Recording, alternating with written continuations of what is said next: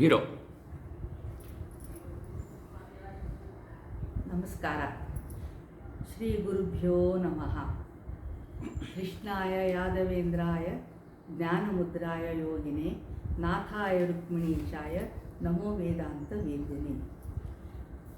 ಶ್ರೀಮನ್ಮನೋಭೀಷ್ಟವರದಂ ಸರ್ವಾಭೀಷ್ಟಫಲಪ್ರದಂ ಪುರಂದರ ಗುರುವಂ ವಂದೇ ದಾಸಶ್ರೇಷ್ಠ ದಯಾನಿಧಿಂ. ಶ್ರೀ ಗುರುಭ್ಯೋ ನಮಃ. ಕೇಳುಗರಿಗೆಲ್ಲ ನನ್ನ ವಂದನೆಗಳು. ನಾನು ಡಾಕ್ಟರ್ ಶ್ರೀಮತಿ ವನಜಾ ಉಪೇಂದ್ರ ನರಸಾಪುರ್, ಶ್ರೀ ಕೃಷ್ಣ ವಿಠಲದಾಸಿ, ವಿಜಯಪುರ. ಈಗ ತಮ್ಮ ಮುಂದೆ ಇನ್ನೊಂದು ಪುರಂದರದಾಸರ ಕೃತಿಯನ್ನು ಸಮರ್ಪಿಸುತ್ತಿದ್ದೇನೆ. ಶ್ರೀ ಪುರಂದರದಾಸರ ಕೃತಿಗಳು ಒಂದಕ್ಕಿಂತ ಒಂದು ಅತ್ಯದ್ಭುತ, ಬಹು ಅರ್ಥಪೂರ್ಣ, ಬಹು ಭಾವಾರ್ಥದಿಂದ ತುಂಬಿದೆ. ಇವರ ಕೃತಿಗಳಲ್ಲಿ ಉಪಯೋಗಿಸಿದ ಒಂದೊಂದು ಪದವೂ ಸಹ ಅತೀ ಅಮೂಲ್ಯವಾದದ್ದು, ಸಂದರ್ಭೋಚಿತವಾದದ್ದು. ಒಂದೊಂದು ಪದ ಸಹ ಆಣಿಮುತ್ತಿನಂತೆ ಆರಿಸಿ ಪೋಣಿಸಿದಂತೆ ಇದೆ. ಅವುಗಳನ್ನು ಅರಿತು ಆಸ್ವಾದಿಸೋಣ.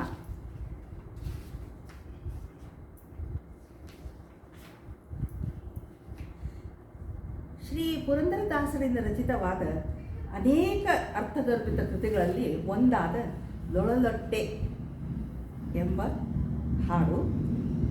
ಇದು ಪ್ರಸ್ತುತವಾಗಿ ಈ ಕಾಲಕ್ಕೂ ಸಹ ಬಹಳ ಅನ್ವಯವಾಗುತ್ತದೆ. ಪುಟ್ಟ ಹಾಡಿನಲ್ಲಿ ಅಡಗಿರುವ ಅಗಾಧ ತತ್ವ ತಿಳಿದು ಆಶ್ಚರ್ಯವಾಗುತ್ತದೆ. ಅತೀ ಯೋಗ್ಯವಾಗಿದೆ, ಅತೀ ಅವಶ್ಯಕ ಈಗಿನ ಕಾಲಕ್ಕೆ.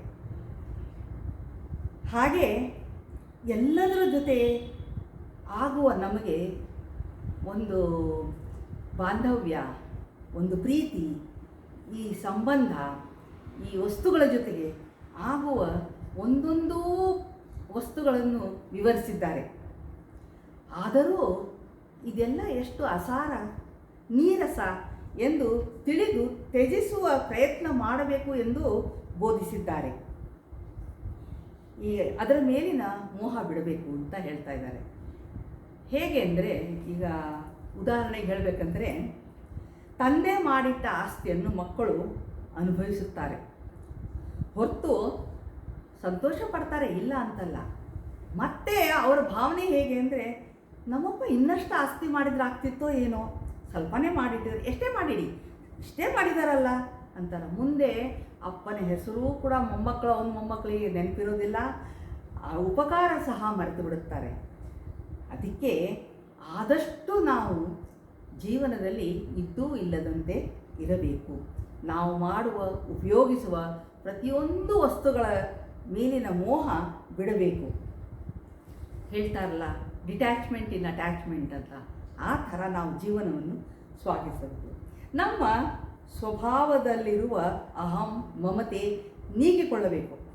ಪಾರಮಾರ್ಥದ ಬಗ್ಗೆ ತಿಳಿಯಲು ಯತ್ನಿಸಲು ಉದ್ಧಾರಕ್ಕಾಗಿ ಬಂದ ಈ ಮಾನವ ಜನ್ಮ. ಈ ಜನ್ಮ ಅತಿ ದುರ್ಲಭವಾದದ್ದು. ಈ ಜನ್ಮದ ಸದುಪಯೋಗವನ್ನು ಮಾಡಿಕೊಳ್ಳಬೇಕು ಎನ್ನುವ ನಿಟ್ಟಿನಲ್ಲಿ ಪುರಂದರದಾಸರು ಚೆನ್ನಾಗಿ ಬೋಧನೆ ಮಾಡಿದ್ದಾರೆ. ಪ್ರತಿಯೊಂದು ಕೃತಿಗಳಲ್ಲಿ, ಪ್ರತಿಯೊಂದು ಕೃತಿಯ ಪದಗಳಲ್ಲಿ ಅದನ್ನು ಅರ್ಥಗರ್ಭಿತವಾಗಿ ಬರೆದು ನಮಗೆಲ್ಲ ಕೊಟ್ಟಿದ್ದಾರೆ. ಅವರಿಗೆ ನನ್ನ ಅನಂತಾನಂತ ಧನ್ಯವಾದಗಳನ್ನು ಅರ್ಪಿಸುತ್ತಾ ಹಾಡನ್ನು ಪ್ರಸ್ತುತಪಡಿಸುತ್ತೇನೆ. ನಂತರ ಅದರ ಅರ್ಥ, ಭಾವಾರ್ಥವನ್ನು ತಿಳಿಯಲು ಪ್ರಯತ್ನಿಸೋಣ, ತಿಳಿದು ಸಂತೋಷ ಪಡೋಣ, ಧನ್ಯರಾಗೋಣ. ಅವರಿಗೆ ನನ್ನ ಹೃತ್ಪೂರ್ವಕ ನಮನಗಳೊಂದಿಗೆ ಈ ಕೃತಿಯನ್ನು ತಮ್ಮ ಮುಂದೆ ಇರಿಸುತ್ತಿದ್ದೇನೆ. ಲೊಳಲೊಟ್ಟೆ ಎಲ್ಲ ಲೊಳಲೊಟ್ಟೆ, ಲೊಳಲೊಟ್ಟೆ ಎಲ್ಲ ಲೊಳಲೊಟ್ಟೆ, ಆನೆ ಕುದುರೆ ಒಂಟೆ ಲೊಳಲೊಟ್ಟೆ, ಬಲು ಸೇನೆ ಭಂಡಾರವು ಲೊಳಲೊಟ್ಟೆ, ಮಾನಿನಿಯರ ಸಂಘ ಲೊಳಲೊಟ್ಟೆ, ದೊಡ್ಡ ಕ್ಷೋಣೀಶನೆಂಬುದು ಲೊಳಲೊಟ್ಟೆ, ಲೊಳಲೊಟ್ಟೆ ಲೊಳಲೊಟ್ಟೆ, ಎಲ್ಲ ಲೊಳಲೊಟ್ಟೆ, ಎಲ್ಲ ಲೊಳಲೊಟ್ಟೆ. ಮುತ್ತು ಮಾಣಿಕ್ಯ ಲೊಳಲೊಟ್ಟೆ, ಚಿನ್ನ ಛತ್ರ ಚಾಮರ ಧ್ವಜ ಲೊಳಲೊಟ್ಟೆ, ಸುತ್ತಗಲ ಕೋಟೆ ಲೊಳಲೊಟ್ಟೆ, ಸುತ್ತಗಲ ಕೋಟೆ ಲೊಳಲೊಟ್ಟೆ, ಮತ್ತೆ ಉತ್ತಮ ಪ್ರಭುತ್ವ ಲೊಳಲೊಟ್ಟೆ, ಲೊಳಲೊಟ್ಟೆ ಲೊಳಲೊಟ್ಟೆ, ಎಲ್ಲ ಲೊಳಲೊಟ್ಟೆ, ಎಲ್ಲ ಲೊಳಲೊಟ್ಟೆ. ಕಂಟಕರೆಂಬುದು ಲೊಳಲೊಟ್ಟೆ, ನಮ್ಮ ನೆಂಟರು ಇಷ್ಟರು ಲೊಳಲೊಟ್ಟೆ, ಕಂಟಕರೆಂಬುದು ಲೊಳಲೊಟ್ಟೆ, ನಮ್ಮ ನೆಂಟರು ಇಷ್ಟರು ಲೊಳಲೊಟ್ಟೆ. ಉಂಟಾದ ಗುಣನಿಧಿ ಪುರಂದರ ವಿಠಲನ, ಉಂಟಾದ ಗುಣನಿಧಿ ಪುರಂದರ ವಿಠಲನ, ಬಂಟನಾಗದವ ಲೊಳಲೊಟ್ಟೆ, ಲೊಳಲೊಟ್ಟೆ, ಎಲ್ಲ ಲೊಳಲೊಟ್ಟೆ, ಲೊಳಲೊಟ್ಟೆ, ಲೊಳಲೊಟ್ಟೆ, ಲೊಳಲೊಟ್ಟೆ, ಲೊಳಲೊಟ್ಟೆ, ಲೊಳಲೊಟ್ಟೆ, ಲೊಳಲೊಟ್ಟೆ. ಈಗ ಈ ಕೃತಿಯ ಪದದ ಅರ್ಥವನ್ನು ತಿಳಿಯೋಣ, ಅದರ ಉಪಯೋಗ, ಅದನ್ನು ನಮ್ಮ ಈಗಿನ ಜೀವನಕ್ಕೆ ಹೇಗೆ ಅದು ಹೊಂದಿಕೊಳ್ಳುತ್ತದೆ ಎಂಬುದನ್ನು ನೋಡೋಣ. ಲೊಳಲೊಟ್ಟೆ ಅಂದರೆ ಬರಿದು, ಜೀವನ ಎಲ್ಲ ಬರಿದು, ಜೊಳ್ಳು, ಕೊಳ್ಳು, ಸುಳ್ಳು ಅಂದರೆ ವ್ಯರ್ಥ, ಈ ಥರ ಅದರ ಅರ್ಥ ಆಗ್ತಾ ಹೋಗುತ್ತೆ. ಮೊದಲನೇ ನುಡಿಯಲ್ಲಿ ಅವರು ಆನೆ ಕುದುರೆ ಒಂಟೆ ಲೊಳಲೊಟ್ಟೆ ಎಂದಿದ್ದಾರೆ. ಆನೆ ಎದರ ಪ್ರತೀಕ? ಮದಗಜ, ಮದ ಏರಿದಂಥ ಗಜ. ಗಜ ಅಂದರೆ ಇಂದ್ರಿಯಗಳು, ಬಲಿಷ್ಠವಾದದ್ದು, ಗಾಂಭೀರ್ಯ ನಡೆಗೆ. ಹಾಗೆ ಇಂದ್ರಿಯಗಳು ಗಂಭೀರವಾಗಿ ತೋರಿದರೂ ಸಹ, ಬಲಿಷ್ಠವಾಗಿದ್ದರೂ ಸಹ ಮದದಿಂದ ಮೆರೆಯುತ್ತವೆ. ಪ್ರತಿಯೊಂದು ಇಂದ್ರಿಯದು ಮದದಿಂದ ತುಂಬಿರುತ್ತದೆ. ಕುದುರೆ, ಕುದುರೆ ಚಂಚಲತೆ, ಸದಾ ನಿಂತೇ ಇರುತ್ತದೆ, ತಯಾರಾಗಿ ನಿಂತಿರ್ತದೆ. ಅಷ್ಟಮದಕ್ಕೆ ಪ್ರತೀಕ ಕುದುರೆ. ಒಂಟೆ, ಒಂಟೆ ಅಂದರೆ ಅಹಂಕಾರ, ಅದು ಒಂದೇ ತಿನ್ನುತ್ತೆ, ಕಾಗೆ ಥರ ತನ್ನ ಬಳಗ ಕರೆದು ಹಂಚಿಕೊಳ್ಳೋದು ಅದಕ್ಕೆ ಗೊತ್ತೇ ಇಲ್ಲ.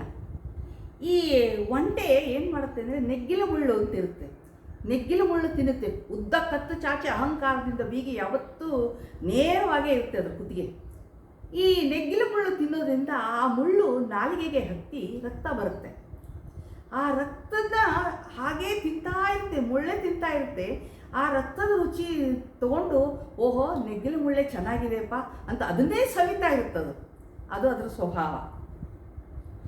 ಬಲು ಸೇನೆ ಭಂಡಾರವು ಲೊಳಲೊಟ್ಟೆ.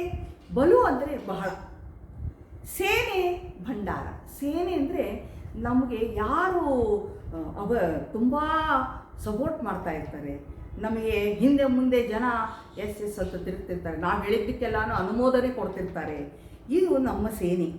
ಇವರು ಹೆಂಡರು ಮಕ್ಕಳೇ ಆಗ್ಬೋದು, ಗೆಳೆಯ ಗೆಳತಿಯರೇ ಆಗ್ಬೋದು, ಸಮಾಜದಲ್ಲಿರುವವರೇ ಆಗ್ಬೋದು, ಅಥವಾ ಉನ್ನತ ಅಧಿಕಾರದಲ್ಲಿರುವ ಅಧಿಕಾರಿಗಳೇ ಆಗ್ಬೋದು, ಯಾರು ಬೇಕಾದರೂ ಆಗ್ಬೋದು. ಆವಾಗ ನಮಗೊಂಥರ ಹೆಮ್ಮೆ ಬರುತ್ತೆ ಒಳಗೆ. ಓಹೋ, ಇಷ್ಟು ಜನ ನನ್ನ ಹಿಂದೆ ಇದ್ದಾರೆ, ನನ್ನ ಬೆಂಬಲಕ್ಕೆ ಇದ್ದಾರೆ ಅಂತ ನಮಗೊಂಥರ ಗರ್ವದಿಂದ ಬೀಗ್ತೀವಿ ನಾವು. ಹಾಗೆ ಭಂಡಾರ, ಭಂಡಾರ ಅಂದರೆ ಧಾನ್ಯದ ಭಂಡಾರನೂ ಆಗ್ಬೋದು, ಐಶ್ವರ್ಯ ಭಂಡಾರನೂ ಆಗ್ಬೋದು, ಅಥವಾ ವಸ್ತುಗಳು, ಬಟ್ಟೆ ಬರೆ ವಸ್ತ್ರ ಏನು ಬೇಕಾದ್ರೂ ಆಗ್ಬೋದು. ಈ ದಾನ ಐಶ್ವರ್ಯ ಇವುಗಳನ್ನು ಕೂಡಿಟ್ಟು ಮಾಡುವುದೇನು? ಸ್ವಂತ ಅನುಭವಿಸದೆ ಬೇರೆಯವರಿಗೂ ಕೊಡದೇ ಇದ್ದರೆ ಅದರದ್ದು ನಾಶ ಖಂಡಿತ, ನಿಶ್ಚಯ, ನಿರ್ಧಾರ. ಹೇಗೆ ಅಂತಂದರೆ ಒಂದು ಸುಭಾಷಿತದಲ್ಲಿ ಹೇಳಿದಂತೆ, ದಾನಂ ಭೋಗೋ ನಾಶಸ್ಥಿತ್ರ್ಯೋ ಗತಯೋ ಭವಂತಿ ವಿತ್ತಸ್ಯ ಯೋ ನ ದದಾತಿ ನ ಭುಂಕ್ತೆ ತಸ್ಯ ತೃತೀಯ ಗತಿರ್ಭವತಿ. ಯಾರು ಭೋಗಿಸುವುದೂ ಇಲ್ಲವೋ, ದಾನವನ್ನೂ ಕೊಡುವುದಿಲ್ಲವೋ, ಆ ವಸ್ತು, ಆ ಹಣ, ಆ ಐಶ್ವರ್ಯ ನಾಶ ಖಂಡಿತ. ಉದಾಹರಣೆಗೆ ಹೇಳಬೇಕು ಅಂತಂದರೆ, ಎಷ್ಟೋ ಜನ ನಾವೆಲ್ಲ ಬಟ್ಟೆ ಬರೆ ತುಂಬ ದುಬಾರಿ ಆಗಿದ್ದಂಥ ಕೊಂಡ್ಕೋತೀವಿ, ಅದನ್ನು ಸದಾ ಉಡೋದಿಲ್ಲ, ತೆಗೆದು ಪೆಟ್ಟಿಗೆಯಲ್ಲಿ ಇಟ್ಟಿರ್ತೀವಿ. ಯಾವಾಗಾದ್ರೂ ಒಳ್ಳೆ ಇದು ಇದ್ದಾಗ ಉಡೋಣಂತೆ ಅಂತ. ಅದು ಹಾಗೇ ಇದ್ದು ನಾವು ಉಡದೇ ಇದ್ದರೂ ಸಹ, ಉಪಯೋಗಿಸದೇ ಇದ್ದರೂ ಸಹ ಅದು ಅಲ್ಲಲ್ಲೇ ಸೀಳಿ ಹರಿದೋಗ್ಬಿಡುತ್ತೆ.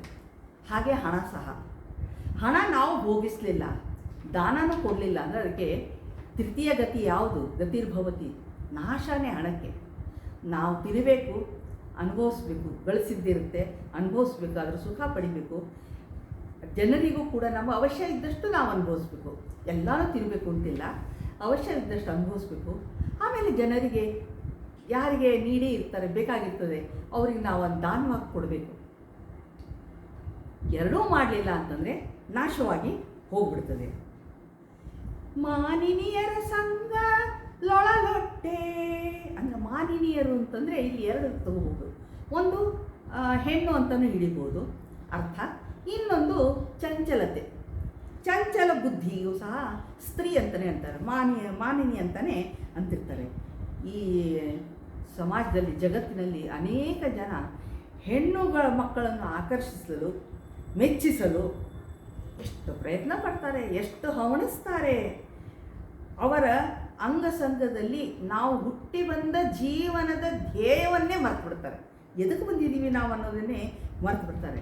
ಕಡೆಗೆ ಅವ್ರು ಹೇಳಿದಂತಾನೇ ಹಲ್ಕಿರಿತ, ಕೋತಿಯಂತೆ ಕುಣಿಯೋದು ಅದೆಲ್ಲ ಮಾಡ್ತೀವಿ. ಇದನ್ನು ಬಿಟ್ಟು ರೀತಿ ಮಾಗ ಹಿಡಿಯಲೋ ಮೂಢ ಅಂತ ಹೇಳಿದ್ದಾರೆ, ದಾಸರು ಹೇಳಿದ್ದಾರೆ.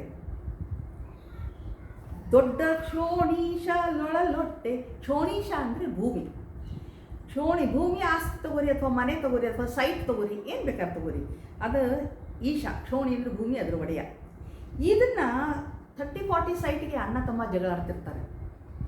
ನನ್ನಲ್ಲಿ 2 ಫೂಟ್ ನೀವು ಒಳಗಡೆ ಬಂದಿದೆಯಾ, ನನ್ನ ಜಾಗ ಕೋರ್ಟಿಗೆ ಹೋಗಿ 20 ವರ್ಷ ಅಲೆದಾಡಿ ಹಣ ಕಳ್ಕೊಂಡು, ಬಾಂಧವ್ಯ ಕಳ್ಕೊಂಡು, ಅವ್ರ ಮಕ್ಕಳು ಇವ್ರ ಮಕ್ಕಳು ನೋಡಲಾರ್ದಂಗಿದ್ದು, ಹಾಗೆ ದ್ವೇಷ ಬೆಳೆಸ್ಕೊಂಡು ಏನೇನೋ ಆಗೋಗುತ್ತೆ ದೊಡ್ಡ ಕಥೆಗಳು. ಇದನ್ನೆಲ್ಲ ನೋಡಿ ಭೂಮಿ ತಾಯಿ ನಗ್ತಿರ್ತಾಳಂತೆ. ಅಯ್ಯೋ ಮೂಢ, ನೀನು ಯಾವ ಲೆಕ್ಕಪ್ಪ? ಹಿಂದೆ ಎಂತೆಂಥ ರಾಜರು, ಮಹಾರಾಜರು, ಚಕ್ರವರ್ತಿಗಳೆಲ್ಲ ಆಳಿ ಹೋದ ಭೂಮಿ ಇದು.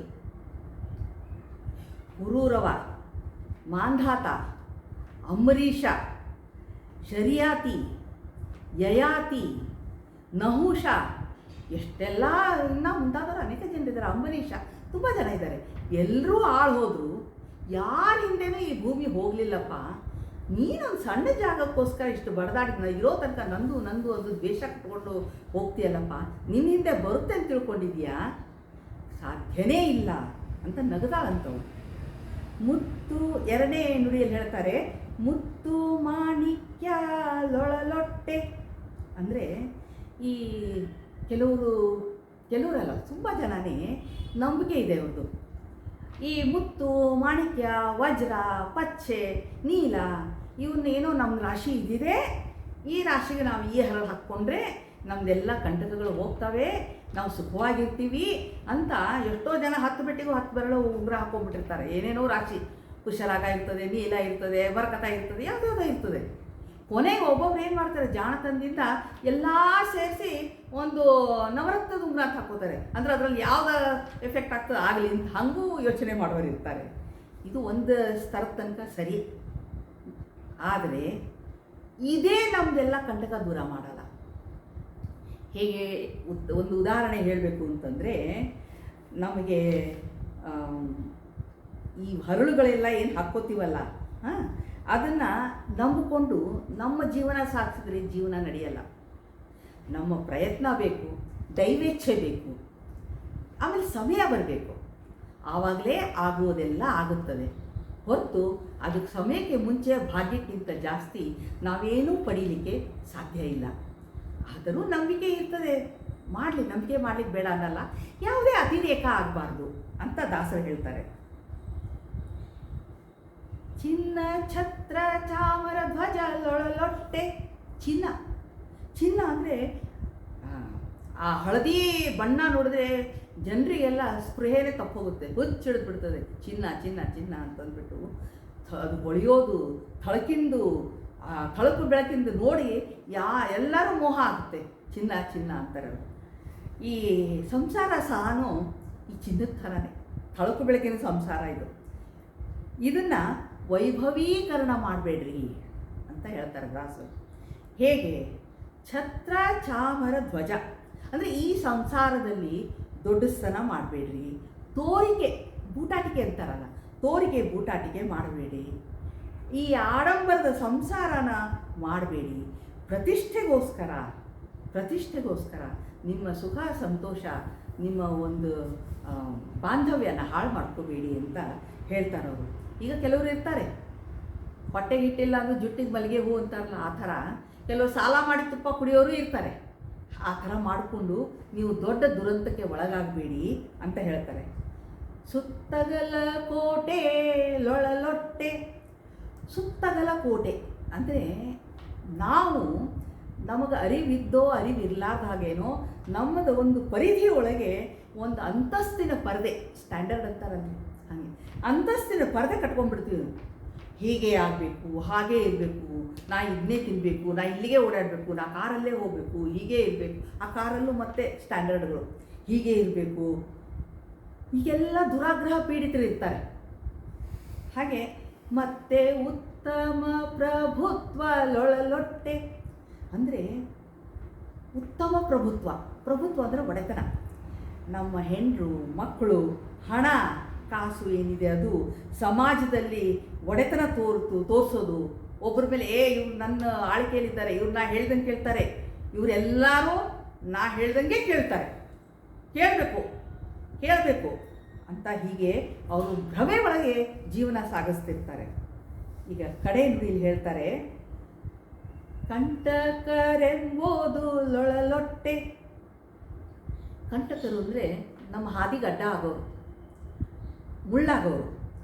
ಅಂದರೆ ನಮ್ಮ ಪ್ರೋಗ್ರೆಸ್ ಆಗಲಿ ಅಥವಾ ಅಭ್ಯುದಯ ಆಗಲಿ ಅಥವಾ ಪ್ರಮೋಷನ್ ಆಗಲಿ ಅಥವಾ ಪದವಿನೋ ಕೆಲಸಕ್ಕೋ ಅಥವಾ ಕಡೆಗೆ ಲಂಚ ತಗೊಳ್ಳಿಕ್ಕೂ ಕೆಲವರು ಅಡ್ಡ ಇದ್ದಾರೆ ಅಂತ ಹೇಳ್ತಿರ್ತಾರೆ, ಆಗಿದ್ದರೆ ತಿಳ್ಕೊತಾರೆ. ಆದರೆ ಯಾರಿಗೂ ಅಡ್ಡ ಇಲ್ಲ. ಇದು ನಮ್ಮದು ತಪ್ಪು ತಿಳುವಳಿಕೆ. ಎಲ್ಲನೂ ಪರಮಾತ್ಮ ಹೇಳ್ದಂಗೆ ನಡೀತಿರುತ್ತೆ, ನಮ್ಮ ಪ್ರಾರಬ್ಧದ ಪ್ರಕಾರನೇ ನಡೀತಿರುತ್ತೆ. ಅವನ ಇಚ್ಛೆ, ಪರಮಾತ್ಮನ ಇಚ್ಛೆ. ಹೀಗೆ ಹೊರತು ಯಾರಿಗೆ ಅಡ್ಡ ಆಗೋಕ್ಕಾಗತ್ತೆ? ಯಾರು ಸ್ವತಂತ್ರ ಹೇಳಿ ನೋಡೋಣ? ಸ್ವತಂತ್ರವಾಗಿ ಯಾರಿಗೆ ಕಂಟಕ ಆಗಲಿಕ್ಕೆ ಸಾಧ್ಯನೇ ಇಲ್ಲ. ನಮ್ಮ ನೆಂಟರು ಇಷ್ಟರು ಲೊಳಲೊಟ್ಟೆ. ನಮ್ಮ ನೆಂಟರು ನಮ್ಮ ಇಷ್ಟರು ನಮಗೆ ಲೊಳಲೊಟ್ಟೆ. ನಾವು ಅವ್ರ ಮೇಲೆ ಅಭಿಮಾನ ಇಟ್ಕೊಂಡಿರ್ತೀವಿ, ಅವರಿಂದ ಏನೋ ಒಂದು ಆಸೆ ಇರ್ತದೆ, ಹಂಗೆ ಮಾಡ್ತಾರೆ ಹಿಂಗೆ ಮಾಡ್ತಾರೆ, ನಮಗೋಸ್ಕರ ಅದಕ್ಕೂ ತಯಾರಿದ್ದಾರೆ ಇದಕ್ಕೂ ತಯಾರಿದ್ದಾರೆ, ಏನೇನೋ ಕನಸು ಕಾಣ್ತೀವಿ ನಾವು. ಆದರೆ ಇದೆಲ್ಲ ಲೊಳಲೊಟ್ಟೆ, ಎಲ್ಲ ವ್ಯರ್ಥ, ಎಲ್ಲ ಸುಳ್ಳು. ಹೇಗೆ ಅಂತಂದರೆ ನಾವು ಇದ್ದ ಕಾಲಕ್ಕೆ ಅವ್ರು ನಮಗೆಲ್ಲರೂ ಪ್ರಿಯರೇ, ಎಲ್ಲರೂ ಬರ್ತಾರೆ, ಎಲ್ಲರೂ ಮಾತಾಡಿಸ್ತಾರೆ, ಎಲ್ಲರೂ ನಮ್ಮವ್ರು ಇವರು ಯಾರೋ ಸ್ವಲ್ಪ ದೊಡ್ಡ ಸ್ತರದಲ್ಲಿದ್ದರು ಅಂತಂದರೆ ಅವ್ರು ನಮ್ಮವ್ರಿ, ಅವ್ರನ್ನ ಒಗದೆ ಕೇವಲ ರೀ ಅಂತ ಓಡಾಡ್ತಿರ್ತಾರೆ. ಅದನ್ನು ಒಂದು ಏನೋ ಹವ ಅಂತಾರಲ್ಲ, ಆ ಥರ ಭ್ರಮೆಯೊಳಗೆ ಇರ್ತಾರವ್ರು. ಪಾಪ ಏನು ಇಲ್ದಾಗ ಅವ್ರು ನಿಜವಾದ ಬಣ್ಣ ಬಯಲಾಗ್ತದೆ. ಆದರೆ ಇವರೇನು ಇರ್ತಾರಲ್ಲ, ನೆಂಟರೆಲ್ಲ ಇಷ್ಟರಲ್ಲ ನೆಂಟರಲ್ಲ. ಈ ನೆಂಟರು ಇಷ್ಟರು ಒಂದು ಕಾಲಕ್ಕೆ ನೆಂಟರು ಇಷ್ಟರಾದರೆ ಇನ್ನೊಂದು ಸಮಯ ಬಂದಾಗ ಅವರು ನೆಂಟರು ಅಂತ ಕನ್ಸಿಡರ್ ಮಾಡಲ್ಲ, ಇಷ್ಟರು ಅಂತಲೂ ಭಾವಿಸಲ್ಲ. ಅವ್ರು ಇಷ್ಟರು ಆಗೋದೂ ಇಲ್ಲ, ನಮ್ಮನ್ನೇ ದ್ವೇಷ ಮಾಡ್ತಾರೆ, ನಮ್ಮನ್ನೇ ಬೈತಾರೆ. ಒಂದು ಕಾಲಕ್ಕೆ ನಮ್ಮಿಂದ ಉಪಯೋಗ ತಗೊಂಡವರು ಇನ್ನೊಂದು ಸಮಯ ಬಂದಾಗ ನಮ್ಮನ್ನು ಊಟದಲ್ಲಿ ಕರಿಬೇವೆಲೆ ಎತ್ತಿ ಹಾಕ್ತಾರಲ್ಲ, ಹಾಗೆ ಎತ್ತಿಟ್ಬಿಡ್ತಾರೆ ಪಕ್ಕಕ್ಕೆ. ಅವರೆಲ್ಲ ನಮ್ಮ ಸಾಧನೆ ಗಡ್ಡಿಗಳು. ಅವ್ರನ್ನೇ ನಾವು ಯಾವತ್ತೂ ಸಹ ನಂಬಿಕೊಂಡು ಜೀವನ ಸಾಗಿಸಬಾರ್ದು. ಶ್ರೀಮದ್ ಭಗವದ್ಗೀತೆಯಲ್ಲಿ ಕೃಷ್ಣ ಹೇಳಿದ್ದಾನೆ, ಪದ್ಮಪತ್ರಮಿವಾಂಬಸಿ ಅಂತ. ಅಂದರೆ ನಮ್ಮ ಜೀವನ ಪದ್ಮಪತ್ರ ಅಂದರೆ ಕಮಲದೆಲೆ ನೀರಿನಲ್ಲಿದ್ದಂತೆ ಇರಬೇಕಂತೆ. ನೀರಿನಲ್ಲೇ ಇರುತ್ತೆ ಸದಾಕಾಲ, ಆದರೆ ಒಂದು ಹನಿ ನೀರು ಸಹ ಆ ಎಲೆ ಮೇಲೆ ಅಂಟಿಕೊಳ್ಳೋದಿಲ್ಲ. ಹಾಗೆ ನಾವು ಸಂಸಾರದಲ್ಲಿ ಇದ್ದು ಸಂಸಾರವನ್ನು ಅನುಭವಿಸಿ ಅದರ ಎಲ್ಲ ಒಂದು ಏನು ಅವಶ್ಯಕತೆಯೋ ಏನೇನು ನಮಗೆ ಬರ್ತದೋ ಸಿಗ್ತದೋ ಅದನ್ನೆಲ್ಲ ಅನುಭವಿಸಿ ಅದಕ್ಕೆ ನಾವು ಒಂದಕ್ಕೂ ಮೋಹ ಮಾಡಬಾರ್ದು. ನಿರ್ಮೋಹರಾಗಿ ನಾವು ಅದನ್ನು ಉಪಯೋಗಿಸ್ಬೇಕು. ಅದರ ಕೆಲಸ ಆಯಿತು ಅಂದರೆ ಅದನ್ನು ತ್ಯಜಿಸಿಬಿಡಬೇಕು ಅಂತ ಹೇಳ್ತಾರವರು. ಹಾಗಾದ್ರೆ ಏನು ಮಾಡಬೇಕು ನಾವು ಅಂತ ಪ್ರಶ್ನೆ ಬರುತ್ತೆ. ಇದೆಲ್ಲ ಬೇಡ ಬೇಡ ಅಂತೀರಾ. ಹಣ, ದುಡ್ಡು, ಕಾಸು, ಪ್ರತಿಷ್ಠೆಯ ಮಮಕಾರ, ಅಹಂಕಾರ ಎಲ್ಲನೂ, ಮತ್ತು ಯಾವುದೂ ಒಂದು ಮೂಢನಂಬಿಕೆ, ಚಿನ್ನ ಮೌಳ ಹಾಕ್ಕೋಬೇಡಿ ಅಂತೀರಿ. ಇದೆಲ್ಲ ಬೇಡ ಅಂದ್ರೆ ಮತ್ತೆ ಏನೇನೇ ಮಾಡಬೇಕು ಅಂತ ಕೇಳಿದರೆ ಅದಕ್ಕೆ ಸಮಾಧಾನ ಹೇಳ್ತಾರೆ. ಕಡೆ ನೋಡಿ, ಇಲ್ಲಿ ಪುರಂದರದಾಸರು ಹೇಳ್ತಾರೆ, ಉಂಟಾದ ಗುಣನಿಧಿ ಪುರಂದರ ವಿಠಲನ, ಉಂಟಾದ ಗುಣನಿಧಿ ಪುರಂದರ ವಿಠಲನ, ಬಂಟನಾಗದವ ಲೊಳಲೊಟ್ಟೆ. ಅಂದರೆ ನಾವು ಉಂಟಾದಂದರೆ ಈ ಜೀವನ ಉಂಟಾಗಿದೆ, ನಮಗೆ ಸಿಕ್ಕಿದೆ ದುರ್ಲಭವಾದ ಮಾನುಷ ಜನ್ಮ. ನಾವು ಪುರಂದರ ವಿಠಲ ಪರಮಾತ್ಮನ ನೆನೆಲಾರ್ದೆ, ಅವನ ಉಪಕಾರ ಸ್ಮರಣೆ ಮಾಡಲಾರ್ದೆ, ಅವನ ಭಜಿಸಲಾರ್ದೆ ನಾವು ಅವನ ಬಂಟ ಅಂದರೆ ಅವನ ಸೇವಕ ಅನ್ರಿ, ಅಥವಾ ದಾಸ ಅನ್ರಿ, ಅಥವಾ ಶರಣ ಅವನು ಹೊಂದಬೇಕು. ನಾವು ಇವೇನೂ ಮಾಡಲಿಲ್ಲ ಅಂದರೆ ನಮ್ಮ ಜನ್ಮ ವ್ಯರ್ಥ, ಕೊಳ್ಳು, ಲೊಳಲೊಟ್ಟೆ ಅಂತ ಹೇಳ್ತಾ ಇದ್ದಾರೆ. ಇದೆಲ್ಲ ಅವನು ಕೊಟ್ಟಿದ್ದು ಅವನಿಗೆ ಅರ್ಪಿಸಿ ಜೀವನ ಸಾರ್ಥಕ ಮಾಡ್ಕೋಬೇಕು. ನಿಮ್ಗೆ ಅನ್ನಿಸ್ಬೋದು, ಒಂದು ಪ್ರಶ್ನೆ ಬರುತ್ತೆ, ಏನ್ರಿ ಎಲ್ಲದಕ್ಕೂ ಪರಮಾತ್ಮ ಅಂತಿದ್ದೀರಾ? ನಮ್ಮ ಪರಮಾತ್ಮ ನಮ್ಗೆ ಏನು ಕೊಟ್ಟಿದ್ದಾನ್ರಿ? ನಮ್ಮ ಬಲದಿಂದ ನಾವು ಓದಿದ್ದೀವಿ, ನಮ್ಮ ಬಲದಿಂದ ನಾವು ಕೆಲಸ ತೊಗೊಂಡಿದ್ದೀವಿ, ನಮ್ಮ ಒಂದು ಬುದ್ಧಿಮತ್ತೆ ಮೇಲೆ ನಮಗೆ ಇಷ್ಟು ಸಂಬಳ ಬರ್ತದೆ, ಇಷ್ಟು ಆಸ್ತಿ ಮಾಡ್ಕೊಂಡಿದ್ದೀವಿ, ನಮ್ಮ ಕೈ ಬಲದ ಮೇಲೆ ನಾವೆಲ್ಲ ಮಾಡ್ಕೊಂಡಾಗ ಏನ್ರಿ ಪರಮಾತ್ಮಂದು ಅಂತ ಹೇಳ್ತೀರ ನೀವು ಅಂತ ಅನಿಸ್ಬೋದು. ಒಂದು ಸಮಯಕ್ಕೆ ಸಂಶಯ ಬರ್ಬೋದು. ಆದರೆ ಇಲ್ಲಿ ಒಂದು ಮಾತು, ನಿಮ್ಮದು ಅಂತ ಏನು ತಂದಿದ್ರಿ, ನಿಮ್ಮದು ಅಂತ ಏನು ತೊಗೊಂಡು ಹೋಗ್ತೀರಿ? ಇಲ್ಲಿ ಇದ್ದದ್ದೆಲ್ಲ ಪರಮಾತ್ಮಂದೇ. ಗಿಡ, ಮರ, ದವಸ, ಧಾನ್ಯ, ನೀವು ನೋಡುವ ಒಂದು ಸುಂದರ ದೃಶ್ಯ, ಕುಡಿಯುವ ನೀರು ಎಲ್ಲರೂ ಪರಮಾತ್ಮ ಕೊಟ್ಟಿದ್ದೇವೆ. ನೀರು ಕೂಡ ಪರಮಾತ್ಮ, ಗಾಳಿ, ಉಸಿರಾಡೋ ಗಾಳಿ ಅದು ಕೂಡ ಪರಮಾತ್ಮ. ನಾವು ಉಸಿರು ಎಳ್ಕೊಳ್ಳೋದು ಕೂಡ ಪರಮಾತ್ಮನ ಬಲದಿಂದ, ಉಸಿರು ಹೊರಗೆ ಬಿಡೋದು ಕೂಡ ಪರಮಾತ್ಮನ ಬಲದಿಂದ. ಅವನ ಇಚ್ಛೆ ಇರಲಿಲ್ಲ ಅಂದರೆ ಒಳಗೋದು ಉಸಿರು ಹೊರಗೆ ಬರಲ್ಲ, ಹೊರಗಿದ್ದು ಉಸಿರು ಒಳಗೆ ಹೋಗಲ್ಲ. ಈಗ ಹೇಳಿ, ನಾವು ಅವನಿಗೆ ಪ್ರತಿಯೊಂದು ಉಪಕಾರ ಮಾಡ್ತಾನೆ, ಅಂಥವನ್ನ ನೆನೆಸಲಿಲ್ಲ ನಾವು ಕೃತಜ್ಞರಾಗ್ತೀವಿ ಜೀವನದಲ್ಲಿ. ಇಂಥ ಬಾಳ್ವೆ ಬೇಕೆ ಕೃತಜ್ಞರಾಗೋದು? ಹೀಗಿರಬೇಕಾ?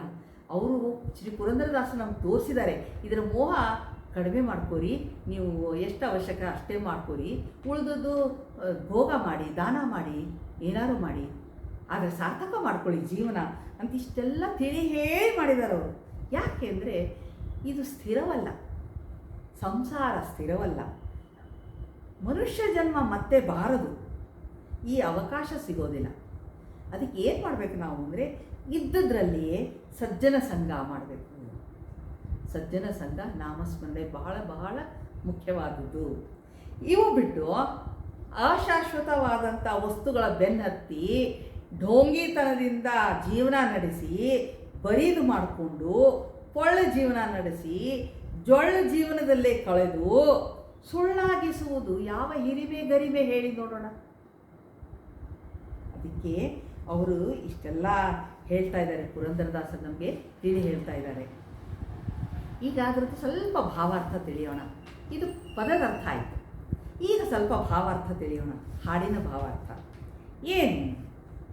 ಇಷ್ಟೆಲ್ಲ ಹೇಳಿದವರು ಪುರಂದರದಾಸರು ಸಂಸಾರನೇ ಬಿಟ್ಬಿಡಿ ಅಂತ ಹೇಳ್ತಾ ಇಲ್ಲ ಎಲ್ಲೂ. ಅವರು ತಮ್ಮ ಕೃತಿಯಲ್ಲಿ ಹೇಳಿದ್ದಾರೆ, ಸಂಸಾರವೆಂಬತ್ತ ಭಾಗ್ಯವಿರಲಿ, ಸಂಸಾರಿ ನೆನೆವಂಥ ಸೌಭಾಗ್ಯವಿರಲಿ ಅಂತ ಅವರೇ ಹೇಳಿದ್ದಾರೆ ನಮಗೆ. ಅಂಥದ್ರಲ್ಲಿ ಅವರು ಬೇಡ ಅಂತ ಎಲ್ಲೂ ಹೇಳೇ ಇಲ್ಲ ಪುರಂದರದಾಸರು. ಆದರೆ ಅದಕ್ಕೆ ಜಾಸ್ತಿ ಹಚ್ಕೋಬೇಡಿ ಅಂತ ಹೇಳ್ತಾ ಇದ್ದಾರೆ ಅಷ್ಟೇ ಅವರು. ಇವುಗಳ ಮೇಲಿನ ಕರ್ತೃತ್ವ, ಭೋಕ್ತೃತ್ವ, ಈ ಅಭಿಮಾನ, ದುರಭಿಮಾನ ಬಿಡಬೇಕು ಅಂತ ಹೇಳ್ತಾ ಇದ್ದಾರೆ. ನಾ ಮಾಡಿದೆ, ನನ್ನದು, ಇದು ನನ್ನಿಂದಲೇ ಆಗಿದೆ, ನನಗಾಗಿ ಆಗಿದೆ, ಇದೆಲ್ಲ ಏನಿದೆ ಅಲ್ಲ ಅಹಂ ಮಮಕಾರಗಳು, ಇದನ್ನು ಬಿಡ್ರಿ. ಅವಶ್ಯವಿದ್ದಷ್ಟು ಭೋಗ ಮಾಡಿರಿ, ಬೇಡ ಅನ್ನಲ್ಲ, ಆಮೇಲೆ ಇದನ್ನು ತ್ಯಜಿಸ್ರಿ, ದೂರ ಇಡ್ರಿ ಅಂತ. ಯಾಕೆಂದರೆ ಸಂಸಾರ ಎಂಬುದು ನೀರ ಮೇಲಿನ ಗುಳ್ಳೆಯಂತೆ ಕ್ಷಣಿಕ. ಅದರಲ್ಲಿ ಬಂದಂಥ ದುರ್ಲಭ ಮಾನುಷ ದೇಹ ಇದೆ, ಬಹಳ ಬಹಳ ಬೆಲೆ ಉಳ್ಳದ್ದು. 84 ಲಕ್ಷ ಯೋನಿಗಳಲ್ಲಿ ಉತ್ಕೃಷ್ಟವಾದದ್ದು, ಬ್ರಹ್ಮನ ಸೃಷ್ಟಿಯಲ್ಲೇ ಉತ್ಕೃಷ್ಟವಾದದ್ದು ಮಾನವ ದೇಹ. ಈ ಮಾನವ ದೇಹವನ್ನು ಬಂದಾಗ ಇರುವುದು ಬಿಟ್ಟು ಇಲ್ಲದುದರೆಡೆಗೆ ತುಡಿಬಾರದು, ಬೆನ್ನತ್ತಿ ಹೋಗಬಾರದು. ಇದನ್ನು ಹಾನಿ ಮಾಡಿಕೊಳ್ಳಲು ಬೇಡಿ ಹುಚ್ಚಪ್ಪಗಳಿರ ಅಂತ ಎಚ್ಚರಿಸಿದ್ದಾರೆ ನಮಗವರು. ಎಲ್ಲನೂ ಏನೇ ಸಿಗಲಿ ಸಾಧನೆಗಾಗಿ ಉಪಯೋಗಿಸಬೇಕು. ಮೊದಲನೇದ್ದೇ ಪರಮಾತ್ಮನ ದಯೆಯಿಂದ, ಅವನ ಕೃಪೆಯಿಂದ ನನಗೆ ಸಿಕ್ಕಿದೆ, ನನಗೆ ಸಿಕ್ಕಿದ್ದು ಬೇರೆಯವರ ಜೊತೆಗೆ ಹಂಚಿಕೊಳ್ಳೋಣ, ನನಗೆ ಎಷ್ಟು ಬೇಕೋ ಅಷ್ಟು ಇಟ್ಕೊಳ್ಳೋಣ, ಅನುಭವಿಸೋಣ, ಉಳಿದದ್ದನ್ನು ಬೇರೆಯವರಿಗೋಸ್ಕರ ನಾವು ಕೊಡೋಣ. ಪರಮಾತ್ಮ ಇನ್ನೊಬ್ರಿಗೆ ಕೊಡಿ ಅಂದ್ಬಿಟ್ಟು ನಮ್ಗೆ ಕೊಟ್ಟಿರ್ತಾನೆ. ನೀನೊಬ್ಬನೇ ಉಪಯೋಗಿಸು, ನೀನೊಬ್ಬನೇ ಸ್ವಾರ್ಥ ತಂದಿಂದಿರು ಅಂತ ನಮ್ಗೆ ಯಾವುದನ್ನು ಕೊಡಲ್ಲ ಅವನು. ಯಾವ ವಸ್ತು ಆಗಲಿ, ಯಾವುದೇ ಧಾನ್ಯ, ದುಡ್ಡು, ವಿದ್ಯೆ, ಜ್ಞಾನ ಯಾವುದು ನೀನೊಬ್ಬನೇ ಅನುಭವಿಸಪ್ಪ ಅಂತ ಎಂದೆಂದೆಂದೆಂದು ಕೊಡೋದಿಲ್ಲ. ನಿನಗೆ ಗೊತ್ತಿದ್ದು ಹಂಚ್ಕೊ, 4 ಜನರಿಗೆ ಕೊಡು, ಉಪಕಾರ ಮಾಡು ಅಂತಂದರೆ ಕೊಟ್ಟಿರ್ತಾನೆ ಅವನು. ಸಾಧನೆಗೆ ಉಪಯೋಗಿಸ್ಕೊಂಡು ಮತ್ತೆ ನಾವು ಮುಂದಿನ ಒಂದು ಮುಕ್ತಿ ಮಾರ್ಗಕ್ಕೆ ಏನು ಬೇಕೋ ಅದರ ಬಗ್ಗೆ ನಾವು ಮುಂದಿನ ಸೋಪಾನವನ್ನು ಏರೋಣ. ಪರಮಾತ್ಮನ ಸಾನ್ನಿಧ್ಯ, ಅವನ ಇಚ್ಛೆ ಎಲ್ಲ ನಮ್ಮ ಋಣ ಇದ್ದಷ್ಟೇ ಇರ್ತದೆ, ಅಷ್ಟೇ ಕಾಲ ಇರ್ತದೆ, ಅಷ್ಟೇ ಸಂಬಂಧ. ಹಣ ಪ್ರತಿಷ್ಠೆ ಸಹ ಅಷ್ಟೇ ಇರುತ್ತೆ. ನಂತರ ಎಲ್ಲ ಮಾಯ, ಎಲ್ಲ ಬಿಟ್ಟೋಗ್ಬಿಡುತ್ತೆ. ಅವುಗಳ ಬೆನ್ನು ಹತ್ತಿ ಕೃತ್ರಿಮ ಚಮಕಿನ ಒಂದು ಆಡಂಬರದ ಜೀವನ ನಡೆಸುವುದು ಲೊಳಲೊಟ್ಟೆ ಅಂತ ಹೇಳ್ತಾರೆ ಅವರು. ಎಲ್ಲ ವ್ಯರ್ಥ, ಎಲ್ಲ ಸುಳ್ಳು. ಅಂದರೆ ಸುಳ್ಳು ಜೀವನದಲ್ಲಿ ಬದುಕಬೇಡಿ, ಇದರಲ್ಲಿ ಅರ್ಥ ಇಲ್ಲ ಅಂತ ಹೇಳ್ತಾ ಇದ್ದಾರೆ ಅವರು. ಬೇರೆಯವರನ್ನು ನೋಡಿ ನಾವು ಅವ್ರನ್ನ ಕಾಪಿ ಮಾಡಿ ಅವ್ರ ಥರನೇ ಇರಬೇಕು ಅಂತ ಅನ್ನೋಕ್ಕಿಂತನೂ, ಈ ಥಳಕು ಬೆಳಕಿನ ಹಿಂದೆ ಓಡೋದಕ್ಕಿಂತನೂ ಇದ್ದದ್ರಲ್ಲಿ ಸರಳ ಜೀವನ ನಡೆಸಿ ಬೇರೆಯವ್ರು ನಮ್ಮನ್ನು ನೋಡೋ ಹಾಗೆ ನಾವು ಜೀವನ ನಡೆಸಬೇಕು. ಯಾಕಂದರೆ ಯಾವುದೂ ನೆಚ್ಚಿಕೆ ಇರಲ್ಲ, ಯಾವುದೂ ಶಾಶ್ವತ ಅಲ್ಲ, ಯಾವುದೂ ತಗೊಂಡು ಹೋಗಲ್ಲ. ಯಾಕೆ ಗೋಳಾಡೋದು? ನಮ್ಮ ಜೊತೆ ಬರೋದು ನಾವು ಮಾಡಿದ ಪಾಪ ಪುಣ್ಯ, ನಮ್ಮ ಜ್ಞಾನ ಅಷ್ಟೇ ಹೊರತು ಬೇರೆ ಏನು ನಮ್ಮ ಜೊತೆ ಬರಲ್ಲ. ನಾವು ಹಾಕ್ಕೊಂಡು ಬಟ್ಟೆನೂ ಬರಲ್ಲ, ಹಾಕ್ಕೊಂಡು ಒಡೆಯೂ ಬರಲ್ಲ, ಅಥವಾ ನಮ್ಮ ಜೊತೆ ಇದ್ದ ಹೆಂಡತಿ, ಮಕ್ಕಳು, ನೆಂಟರು, ಇಷ್ಟರು, ಆಸ್ತಿ, ಅಂತಸ್ತು ಯಾವೂ ಬರಲ್ಲ. ಅಂದ ಬಳಿಕ ಇದ್ರ ಬಗ್ಗೆ ಯಾಕಷ್ಟು ಒದ್ದಾಡಬೇಕು, ಯಾಕಿದು ಮಾಡಬೇಕು ಅಂದರೆ ಇವೆಲ್ಲರೂ ಯೋಚನೆ ಮಾಡಿ. ಇಂತಹ ಗಿಲೀಟಿಗೆ ಮರುಳಾಗದೆ ಸತ್ಯತೆಯ ಅರಿವು ಮಾಡಿಕೊಳ್ಬೇಕು. ಅದಕ್ಕೆ ಈ ಜನ್ಮ ಕೊಟ್ಟಿದ್ದಾನೆ ಪರಮಾತ್ಮ. ಈ ಅರಿವು ಮಾಡಿಕೊಳ್ಳೋದೇ ಜಾಣತನ, ಸಾರ್ಥಕ. ಯಾಕೆಂದರೆ ಇವಕ್ಕೆಲ್ಲ ಅಂಟುಕೊಂಡ್ಬಿಟ್ರೆ ಇವೆಲ್ಲ ನಮ್ಮ ಸಾಧನೆಗೆ ಅಡ್ಡಿ ಬರುತ್ತವೆ. ಇದನ್ನು ತಿಳ್ಕೋಬೇಕು. ಯಾರು ಇದನ್ನು ತಿಳ್ಕೊಳ್ಳಲ್ಲ ಅವನ ಬದುಕೆ ಲೊಳಲೊಟ್ಟೆ, ಅವನ ಬದುಕೆ ಸುಳ್ಳು, ಅವನಿಗೆ ಜನ್ಮ ಕೊಟ್ಟಿದ್ದೇ ವೇಸ್ಟು, ಹೀಗೆಲ್ಲ ಅರ್ಥ ಆಗ್ತದೆ. ಈ ಸುಂದರವಾದ ಜಗತ್ತೇನಿದೆಯಲ್ಲ, ಪರಮಾತ್ಮ ರಚಿಸಿದ ನಾಟಕ ರಂಗ ಒಂದು ಪ್ಲ್ಯಾಟ್ಫಾರ್ಮ್. ಈ ಸಂಸಾರವೆಂಬ ವೇದಿಕೆ ಮೇಲೆ ಬರುವ ನಾವೆಲ್ಲರೂ ಪಾತ್ರಧಾರಿಗಳು. ನಾವುಗಳು ವಹಿಸಿದ ಪಾತ್ರ ಮುಗಿದ ತಕ್ಷಣವೇ ಇಲ್ಲಿಂದ ನಿರ್ಗಮನ, ಒಂದು ಕ್ಷಣ ಇರುಗೊಳಿಸೋದಿಲ್ಲ, ಇಲ್ಲಿಂದ ಹೋಗೇ ಬಿಡಬೇಕು. ಇರೋಷ್ಟದ ಸಮಯದಲ್ಲೇ ಅಷ್ಟರಲ್ಲೇ ಪರಮಾತ್ಮನಿಂದ ಸೃಷ್ಟಿತವಾದ ಜಗತ್ತಿನ ಅದ್ಭುತ ಸೌಂದರ್ಯದ ಸಂಸಾರ ನೋಡಿ ಅನುಭವಿಸಿ ಇಲ್ಲೇ ಬಿಟ್ಟು ಹೋಗುವ ಮೊದಲು ಪರಮಾತ್ಮನ ಯೋಗ್ಯತಾಸಾರ ತಿಳಿಯುವ ಪ್ರಯತ್ನ ಮಾಡಬೇಕು. ಅವನಿಗೆ ನಾವೆಷ್ಟು ಧನ್ಯವಾದ ಹೇಳಿದರೂ ಕಡಿಮೆನೇ, ಎಷ್ಟು ನಮಸ್ಕಾರಗಳನ್ನು ಮಾಡಿದರೂ ಕಡಿಮೆನೇ, ಎಷ್ಟು ಸೇವೆ ಮಾಡಿದರೂ ಕಡಿಮೆ. ಯಾಕಂದರೆ ಇಂಥ ಅವಕಾಶ ಕೊಟ್ಟಿದ್ದಾರೆ. ಇಂಥ ಅವಕಾಶ ಅಗದಿ ರೇರೆಷ್ಟು ರೇರು. ಇಂಥ ಅವಕಾಶ ಕೊಟ್ಟವನಿಗೆ ನಾವು ಎಷ್ಟು ನಮಸ್ಕಾರ ಮಾಡಿದ್ರೂ ಕಡಿಮೆನೇ. ಸಂಸಾರ ಅಸಾರ, ಅಸ್ಥಿರ, ತಾತ್ಕಾಲಿಕ ಅಂತ ತಿಳ್ಕೊಂಡು ಇಲ್ಲಿರುವ ವಸ್ತುಗಳು, ಐಹಿಕ ವಸ್ತುಗಳನ್ನು ಬಗ್ಗೆ ನಾವು ಮೋಹ ಬೆಳೆಸ್ಕೊಳ್ಳದೇನೆ ಸಾಧನೆಗೆ ಎಷ್ಟು ಉಪಯೋಗನೋ ಅಷ್ಟೇ ಉಪಯೋಗಿಸ್ಕೊಂಡು ಅವನದ್ದೇ ಉಪಯೋಗಿಸ್ಕೊಂಡು ಅವನದೇ ಉಪಕಾರ ಸ್ಮರಣೆ ಮಾಡ್ತಾ ಭಜಿಸಿ ಧನ್ಯರಾಗಬೇಕು. ಸಂಸಾರ ಸುಳ್ಳಿನ ಆಡಂಬರಕ್ಕೆ ವಶವಾಗದೆ ವಸ್ತುಸ್ಥಿತಿ ತಿಳಿದು ಪರಮಾತ್ಮನ ಭಜಿಸಿ ದಾಸರಾಗಿ ಶರಣಾಗಿರಿ ಎಂದು ಹೇಳುವುದೇ ಶ್ರೀ ಪುರಂದರದಾಸರ ಅಭಿಮತ. ಹೊರತು ಇಲ್ಲಿಯ ವಸ್ತುಗಳೊಂದಿಗೆ ಮೋಹ, ಅಹಂಕಾರ, ಮಮಕಾರ, ಅಧಿಕಾರತ್ವ ಬೆಳೆಸಿ ನನ್ನ ಜೊತೆ ಶಾಶ್ವತವಾಗಿರುತ್ತೆ, ಬರುತ್ತೆ ಅಂತ ಅಂದ್ಕೋಬೇಡಿ. ಖಂಡಿತ ಇಲ್ಲ. ಈ ತಪ್ಪು ತಿಳುವಳಿಕೆ ಬಿಟ್ಟು ಗರ್ವ ಏನು ಮಾಡ್ತೀವಲ್ಲ, ನನ್ನ ಹತ್ರ ಅದಿದೆ ಇದಿದೆ ಹಾಗಿದ್ದೀನಿ ಹೀಗಿದ್ದೀನಿ ನಾ ಹೀಗೆ ಹಾಗೆ ಅದನ್ನು ಬಿಟ್ಟು ಸರಳವಾಗಿ ಪರಮಾತ್ಮ ಅವನ ಭಜನೆ ಮಾಡ್ತಾ ನಾವು ಇಲ್ಲಿಂದ ನಿರ್ಗಮನ ಮಾಡುವುದೇ ನಮ್ಮದ ಲಕ್ಷಣ, ಜ್ಞಾನಿಗಳ ಲಕ್ಷಣ. ಪರಮಾತ್ಮನ ಅನುಗ್ರಹ ಪಡಿಬೇಕು, ಅವನ ಮೆಚ್ಚುಗೆ ಪಡಿಬೇಕು, ಅವನೇ ಶಾಶ್ವತ ಗುರಿ. ಅದನ್ನೇ ಪಡೀಲಿಕ್ಕೆ ಸರ್ವ ರೀತಿಯೊಳಗೂ ಪ್ರಯತ್ನ ಮಾಡಬೇಕು. ಸರ್ವ ರೀತಿ ಅಂದರೆ ಏನು? ಸತ್ಸಂಗ, ನಾಮಸ್ಮರಣೆ, ಶ್ರವಣ, ಶಾಸ್ತ್ರಜ್ಞಾನ, ಭಜನೆ, ದಾನ, ವೃತಗಳ ಆಚರಣೆ, ದೇವರ ಸೇವೆ, ಇನ್ನೂ ಅನೇಕ ಅವುಗಳಲ್ಲಿ ನಮಗೆ ಯಾವುದು ಸಾಧ್ಯವಾಗುತ್ತೋ ಅದನ್ನೇ ನಾವು ಮಾಡಿ ಗುರುಗಳ ಉಪದೇಶ ಬಹು ಮುಖ್ಯ. ಗುರುಗಳ ಉಪದೇಶ ಪಡೆಯುವುದೇ ಮುಖ್ಯ. ಇವನ್ನೆಲ್ಲನೂ ಮಾನವ ಜನ್ಮದಲ್ಲೇ ಮಾಡಲಿಕ್ಕೆ ಸಾಧ್ಯ.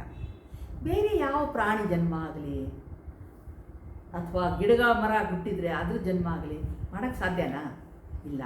ಪರಮಾತ್ಮ ಒದಗಿಸಿಕೊಟ್ಟ ಸುವರ್ಣ ಅವಕಾಶ, ಇದನ್ನು ಸದುಪಯೋಗ ಪಡಿಸಿಕೊಳ್ಳಬೇಕು ನಾವು ಅಂತ ಹೇಳ್ತಾ, ಸಂಸಾರದಲ್ಲಿ ಮೊದಲು ನಮಗೆ ಎಲ್ಲ ಅವಶ್ಯಕತೆಯಾಗೆ ತೋರುತ್ತೆ. ಅದು ಬೇಕು, ಇದು ಬೇಕು, ಅದಿಲ್ಲದ್ರೆ ಹೇಗೆ, ಇದಿಲ್ಲದ್ರೆ ಹೇಗೆ, ಅದು ಬೇಕೇ ಬೇಕು, ಹೀಗೆಲ್ಲ ಅನಿಸುತ್ತೆ. ಆದರೆ ಅವುಗಳ ಉಪಯೋಗ ಅವಶ್ಯವಿದ್ದಷ್ಟು ಮಾತ್ರ, ಎಷ್ಟು ಬೇಕೋ ಅಷ್ಟು ಕಾಲ ಮಾತ್ರ ಉಪಯೋಗಿಸಿ ಬಿಟ್ಬಿಡಬೇಕು. ಅತೀ ಮೋಹ ಮಾಡೋದು ಕಾಮಕ್ಕೆ ಹಾಗೆ. ಭಗವದ್ಗೀತೆಯಲ್ಲಿ ಹೇಳ್ದಂಗೆ ಅದು ಸಿಗದಿದ್ದಾಗ ಕಾಮದಿಂದ ಕ್ರೋಧ ಉತ್ಪತ್ತಿ. ಈ ಕಾಮ ಕ್ರೋಧಗಳು ಏನು ಮಾಡ್ತವೆ ಅಂದರೆ ನಮ್ಮ ಸಮಯ, ನಮ್ಮ ಶಕ್ತಿ ಎಲ್ಲ ನಾಶ ಮಾಡಿ ನಮ್ಮ ಗುರಿಯನ್ನೇ ತಪ್ಪಿಸ್ಬಿಡ್ತದೆ. ನಮ್ಮನ್ನು ಸಾಧನೆ ಮಾರ್ಗದಿಂದ ದೂರ ಮಾಡ್ತದೆ. ನಾವು ಹುಟ್ಟಿ ಬಂದು ಸಾಧಿಸಬೇಕಾದ ಗುರಿಯನ್ನು ತಲುಪದಂತೆ ಮಾಡ್ತದೆ. ಆದ್ದರಿಂದ ದಾಸರು ಇದು ಲೊಳಲೊಟ್ಟೆ ಅಂದರೆ ಎಲ್ಲ ಪೊಳ್ಳು ಸುಳ್ಳು ಈ ಮಾಡಬೇಡಿ, ಜೀವನ ಬರಿದೇ ಕಳಿಬೇಡಿ ಅಂತ ಹೇಳಿ ನಮ್ಮನ್ನೇ ಎಚ್ಚರಿಸ್ತಿದ್ದಾರೆ. ಈ ಸೌಲಭ್ಯಗಳು ಹೇಗೆಂದರೆ, ಉದಾಹರಣೆ ಕೊಡ್ತೀನಿ ಒಂದು. ಈಗ ನಮಗೆ ಅಡುಗೆ ಮಾಡಲಿಕ್ಕೆ ಇಂಧನ ಬೇಕು, ಕಟ್ಟಿಗೆ ಅಂತಿರೋ, ಇಂಧನ ಅಂತಿರೋ, ಉರುವಲ್ ಅಂತಿರೋ, ಏನು ಅನ್ನಿ, ಅದು ಅವಶ್ಯಕ. ಅದಿಲ್ಲಾರ್ದೆ ಅಡುಗೆನೇ ಸಾಧ್ಯ ಇಲ್ಲ. ಆದರೆ ಏನು ಮಾಡ್ತೀವಿ ನಾವು? ಅಡುಗೆ ಆಗೋಷ್ಟು ಹೊತ್ತು ಮಾತ್ರ ಅದನ್ನು ಬಳಕೆ ಮಾಡ್ತೀವಿ. ಅತಿ ಅವಶ್ಯಕ ಅಂಥೇಳಿ ಅದನ್ನು ಹೊತ್ಕೊಂಡು ತಿರುಗಾಡೋಲ್ವೇ? ಅದು ಕೆಲಸ ಆದ ತಕ್ಷಣ ಒಲೆ ಹಾರಿಸ್ಬಿಟ್ಟು ಅನ್ನ ಊಟ ಮಾಡ್ತೀವಿ ನಾವು. ಇನ್ನೊಂದು ಉದಾಹರಣೆ ಹೇಳಬೇಕು ಅಂತಂದರೆ, ಊಟ ಮಾಡ್ತೀವಲ್ಲ, ಊಟ ಮಾಡುವಾಗ ನಾವು ಬಾಳೆ ಎಲೆ ಬಹಳ ಅವಶ್ಯಕ. ಬಾಳೆ ಎಲೆ ಅಂತ ಬಾಳೆ ಎಲೆ, ಒಳ್ಳೆ ಬಾಳೆ ಎಲೆ ಬೇಕ್ರಿ, ಅಗಲವಾದದ್ದು ಬೇಕು, ಗಟ್ಟಿ ಇದ್ದದ್ದು ಬೇಕು, ಹರಿದಿರಬಾರ್ದು ಅಂತೆಲ್ಲ ಆರಿಸಿ ಬಾಳೆ ಎಲೆ ಹಾಕ್ಕೋತೀವಿ ನಾವು. ಆಮೇಲೆ ಯಾರು ಒಬ್ಬರು ನೀವು ಆ ಕಡೆ ಕೂತ್ಕೊಳ್ಳಿದ್ರೆ, ಇಲ್ಲ ನಾನು ಇಲ್ಲಿ ಎಲೆ ಹಾಕ್ಕೊಂಡಿದ್ದೀನಿ, ನನ್ನ ಎಲೆ ನಾನು ಇಲ್ಲೇ ಕೊಡೋನು ಅಂತ ಆ ಎಲೆ ಮೇಲೆ ಎಂಥ ಅಭಿಮಾನ, ಎಂಥ ಮಮತೆ ಕೂತ್ಬಿಡ್ತೀವಿ. ಚೆನ್ನಾಗಿ ಊಟ ಮಾಡ್ತೀವಿ. ಊಟ ಆದಮೇಲೆ ಏನು ಮಾಡ್ತೀವಿ? ಅದನ್ನಂದು ಅಲ್ಲೇ ಅಲ್ಲ ಅಂದ್ಬಿಟ್ಟು ಅನ್ನಂಗೆ ಅದನ್ನು ಎತ್ತಿ ಬಿಸಾಡ್ತೀವಿ. ಬಾಳೆ ಎಲೆಯನ್ನು ಎತ್ತಿ ಅಂದರೆ ಹೀಗೆ ಅವಶ್ಯಕತೆ ಇದ್ದಷ್ಟು ಉಪಯೋಗಿಸಿ ಹೇಗೆ ತ್ಯಜಿಸ್ತೀವಲ್ಲ, ಹಾಗೆ ಎಲ್ಲನೂ ಇರಬೇಕು. ಎಲ್ಲನೂ ಅಷ್ಟೇ ನಿರ್ಮೋಹದಿಂದ ಜೀವನ ಸಾಗಿಸಬೇಕು, ಅವಶ್ಯಕತೆ ಇದ್ದಷ್ಟೇ ಇರಬೇಕು ಅಂತ ಹೇಳ್ತಾ ಇದ್ದಾರೆ. ಈ ನಮ್ಮ ಮನಸ್ಸು, ಇಂದ್ರಿಯ, ಆಶೆಗಳ ಮೇಲೆ ನಿಯಂತ್ರಣ ಮಾಡಿರಿ. ಎಲ್ಲ ಪರಮಾತ್ಮ ಕೊಟ್ಟದ್ದು ಅವನ ಸೇವೆಗಾಗಿ ಮೀಸಲಿಟ್ಟು ಅವನ ಅನುಗ್ರಹ ಪಡೆಯಲಿಕ್ಕೆ ಪ್ರಯತ್ನ ಮಾಡಬೇಕು. ಸಕಲ ಗುಣಪೂರ್ಣ ನಿರ್ದೋಷ ಸಕಲ ಪ್ರದಾತ ನಮ್ಮ ಶ್ರೀಕೃಷ್ಣ ವಿಠಲ.